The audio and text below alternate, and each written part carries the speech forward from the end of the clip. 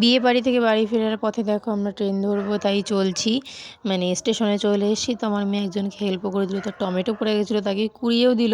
সে নিয়ে হাসাহাসি করতে করতে আমার মেয়ে দেখো চলছে পুরো ডলের মতো, বেবি ডল, মানে ছোটো বাচ্চার মানে মানে কী বলবো, একদম পুরো পুতুল। আমার মেয়ে যেহেতু ছোটো, যে গ্রোথ হয়নি সেরকমভাবে, এদিকে দেখো ওকে সবাই বলে পুতুল। ও একটা জামা পরেছে সেরকম, আর এদিকে টুপিও সেরকমভাবে দিয়েছে, আর হাঁটছেও পুরো পুতুলের মতো করে। তোমাদের কেমন লাগছে দেখে অবশ্যই কমেন্ট করে জানিও।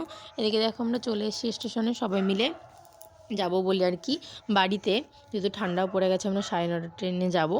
এদিকে দেখো গোপালনগর স্টেশনে আমরা সবাই রেডি হচ্ছি আর কি, মানে টুপি টুপি পরছিলাম, সোয়েটার পরছিলাম, যেহেতু সোয়েটার আগেই পরা হয়ে গেছে বিয়েবাড়ি থেকেই, ঠান্ডাটা পড়ে গেছে এদিকে বেশি বেশি, তো কুয়াশাও পড়ে গেছে। এদিকে দেখো পূর্ণাসহ নাচ করছিল, মানে আমার জায়ের মেয়ে আর কি, দেওরের।